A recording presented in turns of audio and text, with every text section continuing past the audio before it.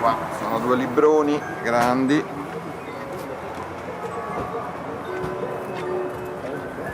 Questo è un libro del 600 e rispecchia la Roma del 600 chiaramente.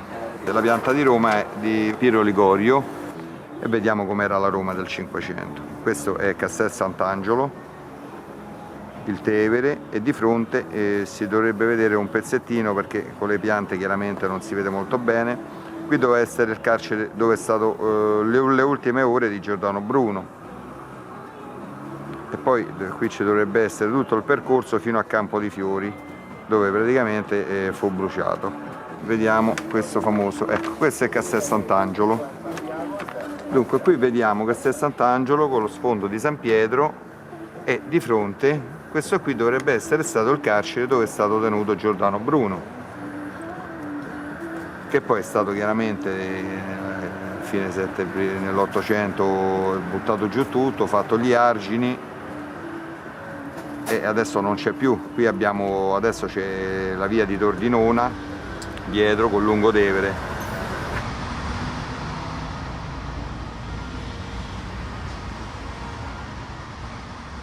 Legend has it that this was not a pretty place. This was not a pretty place at all.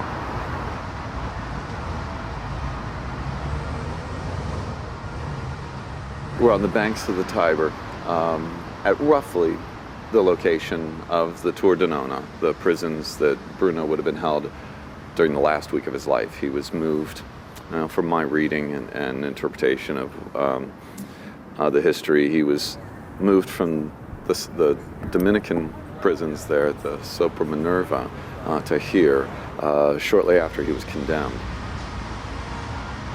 One of the stories I remember hearing or reading was that when the Tiber flooded, they didn't even bother to take the prisoners out of their cells. The building, from what I remember, the building was built of a lot of ruins of ancient statuary and old stone from ancient buildings, and there were carved fragments of human forms built into the wall, and you'd see fragments of hands and feet and arms and heads built within the wall. And then that in juxtaposition with the bodies of the criminals that they would just hang off the roof. They would drop bodies off the roof, hung from the crenulations atop the rooftop. And I just have the question, I don't know, to what degree did it make Bruno special then to take the extended walk all the way to the Campo di Fiore? I mean, if they just really wanted to get him out of the way and execute him, they would have very conveniently saved the walk and executed him right outside the door of the prison, where they executed many people there anyway. So to take the walk to the Campo, that's just a question I have that I've yet to answer, is to, clearly, or possibly one theory, you can just say, well, that underscores the significance to take that pilgrimage route all the way to the Campo di Fiore to perform the execution.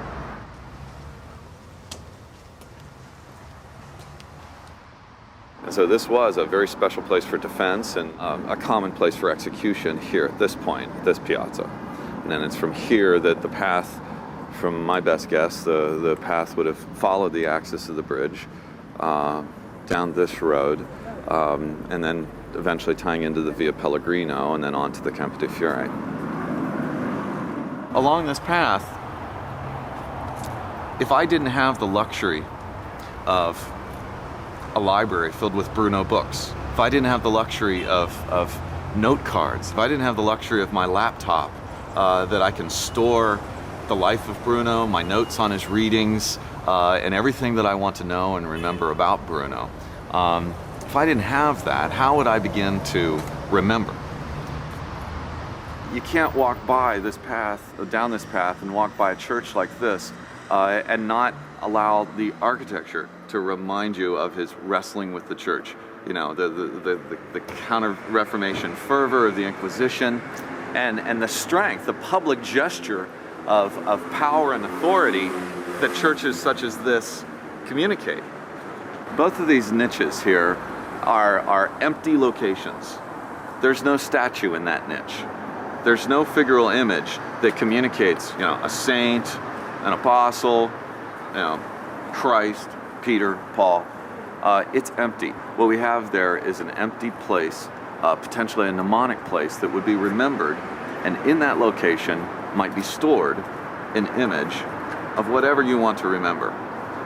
Whatever you want to remember. You can take an allegorical, some sort of symbolic image and locate it in these places. Now, of course, with Bruno, it's a real conflicted condition. The church is there. Is he turning away from the church, or might he use the church, as an allegory? I just love to imagine how he might have had the capacity to visualize architecture, to visualize places. Mannaggia miseria! A Federica via niente qui! Ammassa metti a fuori il giorno. I enjoy walking this walk to remind me of the way that he saw the intimacy between ideas and places, and that these two are inseparable. And imagine that balcony populated, just the whole family, whoever the resident of this palazzo, coming out to either acknowledge or observe, to be a good citizen of Rome, and I don't know what kind of gesture you would have made to heretics. What would they have said? Would they have been chattering with other expressions of condemnation? I believe from the images that we have of the confraternities and these walks, I get the impression that it might have been relatively solemn and very quiet, and a procession, a rather noble and solemn procession. It is a procession for a heretic.